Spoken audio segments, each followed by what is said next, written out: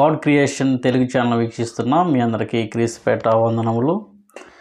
ఈ రోజున మీతో ఆల్రెడీ నేను ఒక మెసేజ్ని రిలీజ్ చేయడం జరిగింది.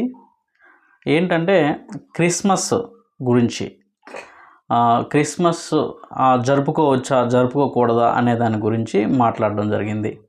అయితే క్రిస్మస్ అనేది విశ్వాసానికి మూలం కాదు, అది బైబిల్లో పొందుపరచలేదు, కాబట్టి మనం సెలబ్రేట్ చేసుకోము. అయితే ఇక్కడ మేజర్ ప్రాబ్లం ఏంటంటే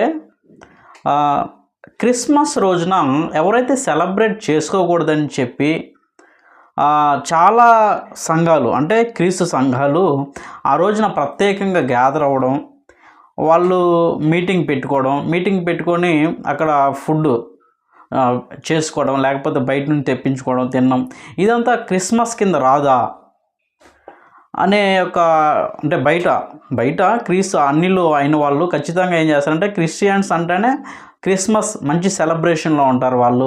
వాళ్ళకి ఇయర్కి వచ్చే ఒకే ఒక ఫెస్టివల్ అనే ఆలోచన కలిగి ఉంటారు. కానీ వాస్తవంగా మనము బైబిల్లో మనం పొందుపరిచిన విధానాన్ని బట్టి మనం గ్రహించుకున్నట్లయితే క్రిస్మస్ అనేది క్రైస్తవుల పండగ అని బయట లోకస్తులు అనుకోవచ్చు, లేకపోతే బైబిల్ గురించి తెలియని కొంతమంది ఇది ఎప్పుటాంచో వస్తుంది కదా, దీంట్లో తప్పేముంది, ఇది క్రైస్తవుల పండగే అనుకోవచ్చు. అయితే బైబిల్లో అయితే ఎక్కడా లేదు. అయితే చాలామంది ఫస్ట్ మెసేజ్ రిలీజ్ చేయడం తర్వాత కాల్ చేసి మీరు విశ్వాసుల యొక్క విశ్వాసాన్ని ఖరాబ్ చేస్తూ ఉన్నారు. మన తెలంగాణ నుంచి ఒక సహోదరులు, ఆయన పెద్దవారు యేసుదాస్ గారని ఒక ఆయన ఫోన్ చేసి, అయ్యా మీరు క్రిస్మస్ గురించి మాట్లాడడం జరిగింది, అయితే విశ్వాసం మూలం కానిది పాపం అని చెప్పారు, విశ్వాసాన్ని పాడు చేసేది కూడా పాపమే కదా అని చెప్పారు. అంటే ఇప్పుడు విశ్వాసం పాడు చేసి విశ్వాసంలో లేకుండా చేసేది ఏ విషయమైనా పాపమే కదా అని చెప్పారు. వాస్తవంగా నిజమే, విశ్వాసాన్ని ఏ విషయాలైతే అంటే పక్కదోవ తప్పిస్తుంటాయో అవి కూడా పాపమే. కానీ విశ్వాసం మూలం కానిది ఏదో పాపం అని చెప్పాను కదా, ఆ అంశంలోకి ఇది రాదు. ఎందుకంటే విశ్వాసంలో ఉండి కానీ ఉన్నట్లయితే దాన్ని మనము వ్యక్తులు, మీ కొంతమంది ఎవరైనా, నేను కావచ్చు, మీరు కావచ్చు, ఎవరన్నా కావచ్చు, దాన్ని నిలిపివేసినట్లయితే, లేకపోతే దాన్ని అడ్డుకోవడం జరిగినట్లయితే అది విశ్వాసాన్ని పడగొట్టడం జరుగుతుంది అన్నమాట, ఒక వ్యక్తి యొక్క విశ్వాసాన్ని. అది కూడా పాపం అనేసి. అయితే అట్లా లేదు కదా. ఇక్కడ దేవుడు దీన్ని ఆమోదించి, లేకపోతే ఆమోదించినప్పటికీ కొత్త నిబంధనలో కొంతమంది వెళ్ళి దీన్ని నిలిపివేస్తే ఇది విశ్వాసాన్ని నిలిపివేయడం, ఇది కాదు కదా ఇక్కడ. ఇప్పుడు క్రిస్మస్ అంటే ఎలా సెలబ్రేట్ చేసుకుంటామంటారు చాలామంది. క్రిస్మస్ అంటే ఎట్లా అంటే, అంతకుముందు అంటే నార్మల్గా ఒక తబలా ఉండేది, అది లేకపోతే ఒక డ్రమ్ ఉండేది, ఆ తర్వాత కందిరి అనేది ఒకటి ఉంటుంది చేతులతో కొట్టుకునేది. ఇట్లాగా పాటలు పాడుకుంటా వాళ్ళు ఆ రోజు నైట్, అంటే క్రిస్మస్ అనేది 25th వాళ్ళ నైట్కి, అంటే ముందు ఎప్పుడైతే స్టార్ట్ అవుతుందో అప్పటి నుంచే వాళ్ళు చర్చికి వెళ్ళి గ్యాదర్ అయ్యి, లేకపోతే కొంతమంది ర్యాలీ కూడా చేస్తారన్నమాట చుట్టుపక్కల ప్రాంతాల్లో. ఇట్లా చేసుకునేవాళ్ళు అనమాట. కానీ ఇప్పుడున్న పరిస్థితులు ఎలా ఉన్నాయంటే, ఇప్పుడంతా మ్యూజిక్ సిస్టమ్ కూడా అప్డేట్ అయిపోయింది. కాబట్టి వాళ్ళు ఏం చేస్తారంటే, పెద్ద పెద్ద మ్యూజిక్ బాక్సులు తీసుకొని వచ్చి, తర్వాత డీజే ఐవ్యూర్ తీసుకొని వచ్చి డ్యాన్స్ కంపోజ్ చేసి చాలా దారుణమైన పాటలు, సినిమా పాటల్ని తలపిస్తూ, అంటే సినిమా పాటలు పాడుకుంటే అదే పాటల్ని, అదే ట్యూన్ని తీసుకొని వచ్చి ఇక్కడ యేసుక్రీస్తు వారి యొక్క పదాలు పెట్టడము, ఆ తర్వాత కొన్ని బైబిల్ పదాలు యాడ్ చేయడము, అదే రాగంలో పాడడం. ఇది ఎట్లా ఉంటుందంటే, ఆట పాటలతో కూడిన అల్లరిగా ఇప్పుడు చేస్తున్న క్రైస్తవులు క్రిస్మస్ అనే పేరు పెట్టి అల్లరి చేస్తూ ఉన్నారు. ఇదేనా మనకి దేవుడు నేర్పించింది? ఒకసారి మనము 1 కొరింథీయులకు రాసిన పత్రికలో ఒకసారి మనం గమనించుకుందాము ఒక వచనాన్ని.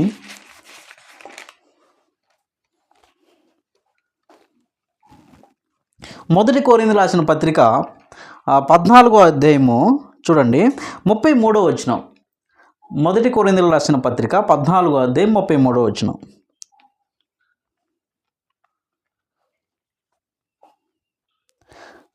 అలాగే పరిశుద్ధుల సంగములన్నిటిలో దేవుడు సమాధానంకే కర్త కానీ అల్లరికి కర్త కాడు.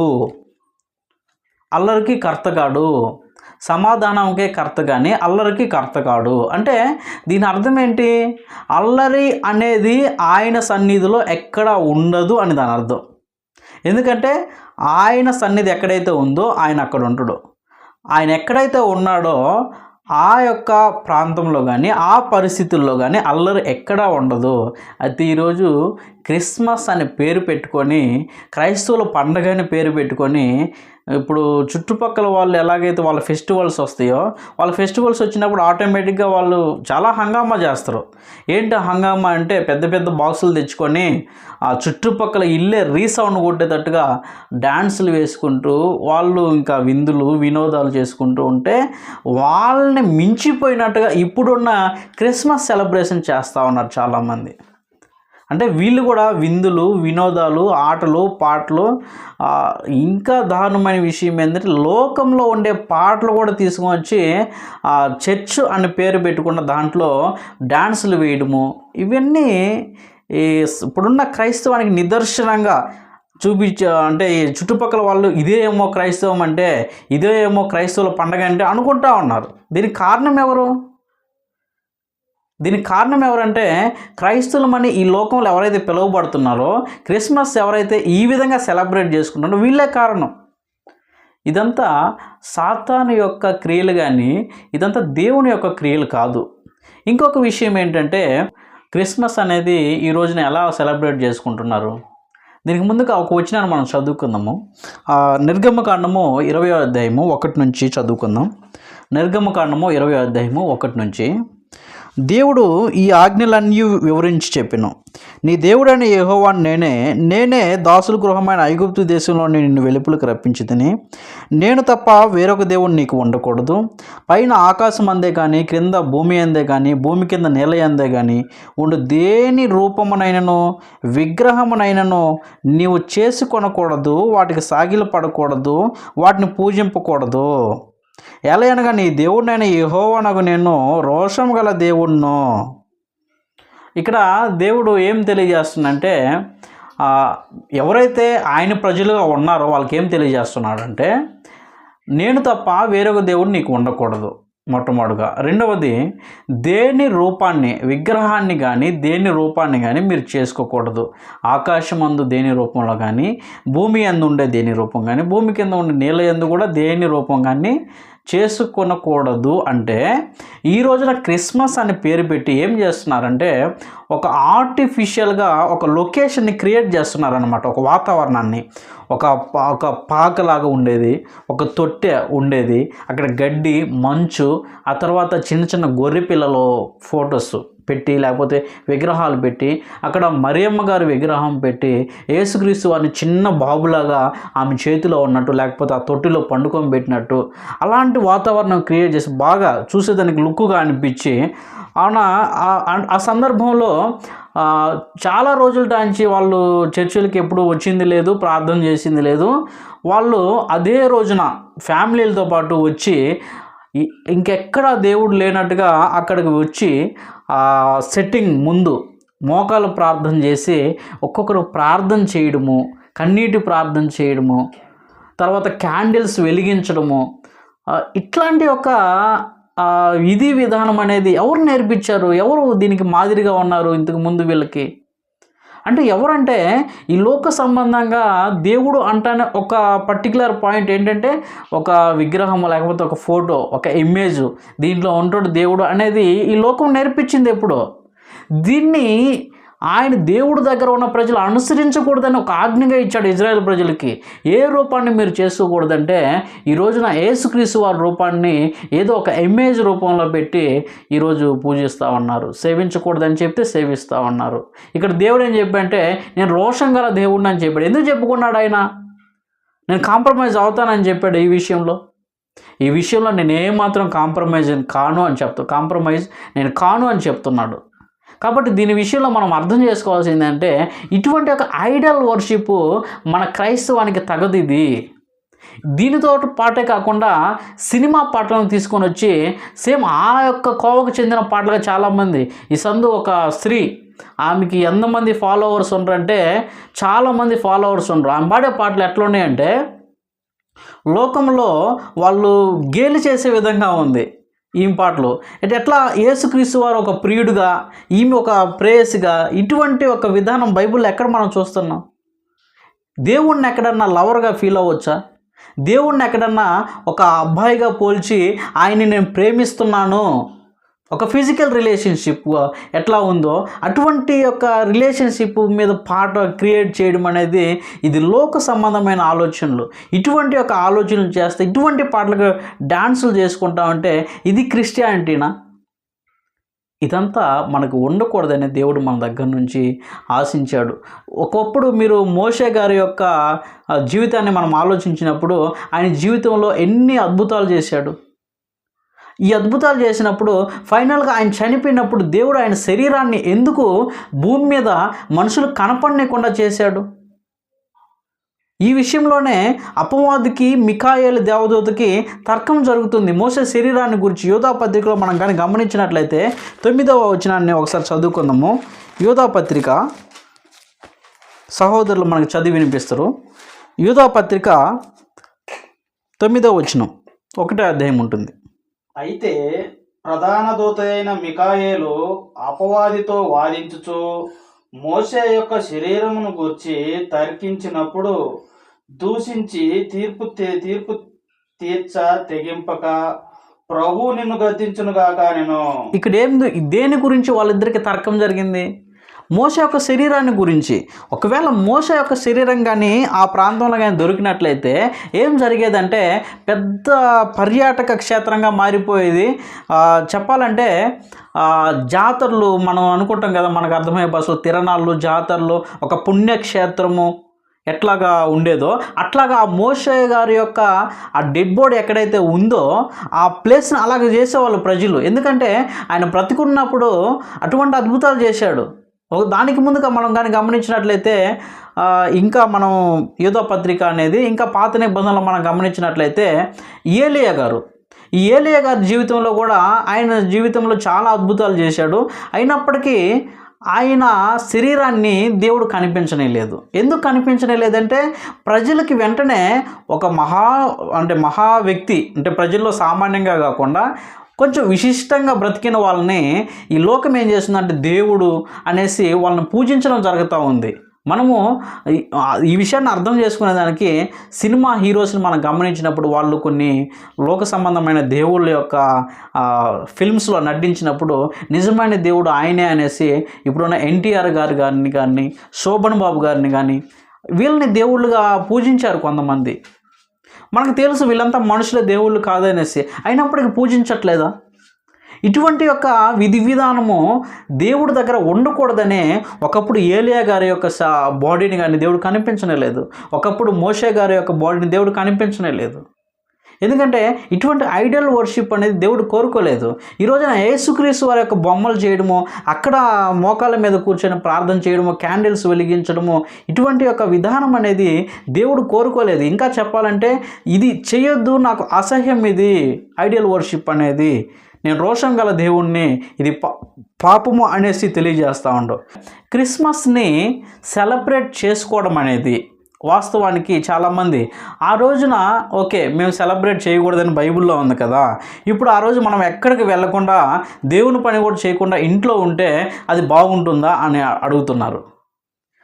ఇప్పుడు క్రిస్మస్ సెలబ్రేట్ చేయకూడదు, ఈ విధమైన కార్యక్రమాలు చేయకూడదని మనకి వాక్యపూర్వకంగా మనకు తెలిసినప్పుడు ఆ రోజున మనం ఎలా ఎంచుతాం? ఒక పండుగగా ఎంచుతామా?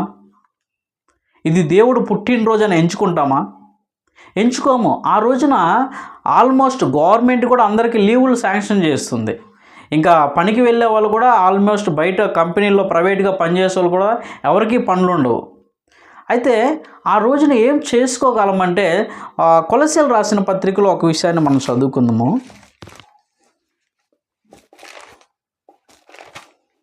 కొలస్సీలు రాసిన పత్రిక 4వ అధ్యాయము 5వ వచనం. సమయమును పోనీయక సద్వినియోగము చేసుకొనుచు సంగమునకు వెలుపటి వారి ఎడల జ్ఞానము కలిగి నడుచుకొనుడి. ఇక్కడ ఏముందంటే సమయము పోనీయక సద్వినియోగం చేసుకొనుచు అంటే సమయాన్ని ఏ రోజున మనము వృధా చేయకూడదు. ఎందుకంటే ప్రతిరోజు దేవుడు మనకి ఇచ్చి ఒక్కటి మన దగ్గర నుంచి దేవుడు ఏం ఆశిస్తూ ఉండు, మన దగ్గర నుంచి దేవుడు ఏం ఆశిస్తున్నాడంటే దేవుని గురించి మనము నేర్చుకుంటూ మొట్టమొదటిగా మనం నడుస్తూ ఇతరులకి ఈ విషయాలు నేర్పించడానికి మనల్ని ఈ రోజున ఇక్కడ నిలబెట్టాడు దేవుడు మనల్ని ఒక క్రైస్తవునిగా, క్రైస్తవురాలుగా. అయితే మనం ఆ రోజును కూడా మనం ఈ విధంగా ఉపయోగించుకోవచ్చు కదా. దేవుని మాటల్ని నలుగురికి తెలియజెప్పవచ్చు కదా. దేవుని గురించి ఏమైతే రాయబడిందో కొత్త నిబంధనలో ఇటువంటి విధానాల గురించి మనం తెలియజెప్పవచ్చు కదా. అందుకే చాలామంది సహోదరులు ఏం చేస్తుంటారంటే అది క్రిస్మస్ సెలబ్రేషన్ కాదు, కానీ వాళ్ళు ఏం చేస్తారంటే ఆ రోజు కూడా ఒక మీటింగ్ లాగా గ్యాదర్ చేసుకుని వాళ్ళ సొంత డబ్బులు, సువార్థికులు వాళ్ళ సొంత అమౌంట్ వేసుకొని మీటింగ్స్ పెట్టి అక్కడికి వచ్చిన వాళ్ళకి మధ్యాహ్నం ఆహారం అందించి దేవుని గురించి ఏమైతే తెలియాలో ఆ విషయాలు తెలియజేస్తూ ఉన్నారు. ఇది బయట వాళ్ళకి ఎలా అనిపిస్తుండొచ్చు అంటే వీళ్ళు చూడు క్రిస్మస్ చేయొద్దని వీళ్ళే సెలబ్రేట్ చేసుకుంటా ఉన్నారు. క్రిస్మస్ సెలబ్రేషన్స్ అంటే బయట ఒక ట్రెండ్ ఉంది. ఏంటి? క్రిస్మస్ ట్రీని తెచ్చుకోవాలా, కేక్ తెచ్చుకోవాలా, ఆ తర్వాత శాంటా రూపంగా ఉండే ఒక బొమ్మలాగా ఉండే ఒక ఏది జర్కిన్ లాగా ఉంటుంది, అది అటువంటి జర్కిన్ వేసుకొని అలరించుకుంటూ ఆటలు పాటలు దానికి డ్యాన్సులు కూడా స్టేజ్ల్లో వేసుకోవడము, ఇలాంటి యొక్క కార్యక్రమాలు బయట క్రిస్మస్. ఇది కాదు దేవుడు మన దగ్గర నుంచి ఆశించింది. అందుకే చాలామంది సహోదరులు ఆ రోజున ఏం చేస్తున్నారంటే ప్రత్యేకంగా సంఘంగా కూడుకొని లేకపోతే బయట వాళ్ళని కూడా పిలిచి ఆ మీటింగ్కి పిలిచి దేవుడు ఇది మన దగ్గర నుంచి ఆశించలేదు, ఇది దేవుడు మన దగ్గర నుంచి ఆశించాడు, ఇటువంటి విధానము క్రైస్తవులది కాదు అని ఆ రోజున తెలియజేసుకుంటున్నారు. ఇంకా తెలియని వాళ్ళు ఆ సంఘస్థులకి ఎవరికైతే తెలియదో వాళ్ళని ఇంకా బలపరుస్తూ ఉన్నారు. ఇప్పుడు అటువంటి మీటింగ్ పెట్టడం వల్ల బయట వాళ్ళు అనుకోవచ్చు వీళ్ళు చేసుకుంటున్నారు, వీళ్ళు చేసే తప్పు లేదు, మేము చేసే తప్ప అనేసి అనుకున్నప్పటికీ పర్లేదు. దేవుని వాక్యం ఏం చెప్తుందంటే సమయాన్ని సద్వినియోగం చేసుకోమని చెప్పింది. కాబట్టి ఆ రోజున మనము ఇలాగా మనం ఉపయోగించుకున్నట్లయితే ఏం తప్పు లేదు. సైలెంట్గా ఇంట్లో ఉండమని ఏం చెప్పట్లేదు కదా దేవుడు. అయితే మనకి తెలిసి ఉండాలా ఇది బైబిల్ ప్రకారంగా లేదు కాబట్టి ఈ రోజున మనం ఎలా ఉపయోగించుకోవాలా అనే ఒక ఆలోచన మనకు ఉన్నట్లయితే ఖచ్చితంగా అది ఏమాత్రం తప్పు కాదు. అయితే ఆ తెలంగాణ నుంచి ఫోన్ చేసిన సహోదరులు యేసు దాస్ గారికి నేను చెప్పిన విషయం ఏంటంటే మనము ఇలాంటి సెలబ్రేషన్ చేసుకోకూడదు, కానీ మనం ఆ రోజున దేవుని యొక్క సువార్తను ప్రకటన చేసుకోవచ్చు. మనమంతా సంఘంగా కూడుకొని మనం దేవుని వాక్యం గురించి నేర్చుకోవచ్చు. ఇటువంటి కార్యక్రమాలు మనం చేయడం వల్ల తప్పేం కాదని చెప్పడం తెలియజేయడం జరిగింది. ఆ సహోదరులు కూడా దానికి యాక్సెప్ట్ చేశారు. అయ్యా ఇప్పుడైతే చాలామంది ఏం చేస్తున్నారంటే క్రిస్మస్ చేయకూడదని చెప్పేసి లోకంలో ఉండే ఒక అవినీతి కార్యక్రమాలన్నీ వీళ్ళే చేస్తూ ఉన్నారు, ఇది కరెక్టా అని అడిగాడు. వాస్తవంగా అది కరెక్టే కాదు. ఎందుకంటే నేను నిన్ను చేయొద్దని ఒక విషయాన్ని చేయొద్దని చెప్పి నేను వేరే కార్యక్రమాలు చేస్తే అది దేవుడు దాన్ని ఏమాత్రం సహించడు. కాబట్టి అటువంటి వాళ్ళు ఏం చేసినా మనకి అనవసరం. ఎందుకంటే దేవుడు మనల్ని మనకేం తెలియజేశాడు, మనం ఏం చేస్తున్నామో, ఇతరులకు ఏం నేర్పిస్తున్నాం అనేది అది ఇంపార్టెంట్. కాబట్టి ఆ సహోదరులు మళ్ళీ ఫైనల్గా ఏం చెప్పారంటే ఎప్పుడన్నా వీలైనప్పుడు ఇటువంటి విషయాల గురించి మనం డిస్కషన్ చేద్దాం అని చెప్పాడు. కాబట్టి ఈ విషయం గురించి ప్రతి ఒక్కరు ఆలోచన చేసి దేవుని గురించి ఏమైతే ఇంకా తెలుసుకోవాలో అటువంటి విషయాల గురించి మనం నేర్చుకుందాం. ఇంకా తెలియని విషయాలు మనకి దేవుడు బయలుపరిచిన విషయాలు అవి తెలుసుకుందాం, అవి చేద్దాం. దేవుడు చెప్పని వాటి కోసం మనం పోరాడకూడదు. దేవుడు కొత్త నిబంధనలు అనేక విషయాలు చెప్పాడు, వాటి గురించి మనం నేర్చుకుందాము. కాబట్టి ఈ యొక్క సందర్భంలో మనము ఈ యొక్క పండుగ గురించి ఆ రోజున మనం ఏం చేయాలనే విషయం గురించి కొంచెం జాగ్రత్త వహించి దేవుని కోసము పని చేయవలసిందిగా మిమ్మల్ని హెచ్చరిస్తున్నాను.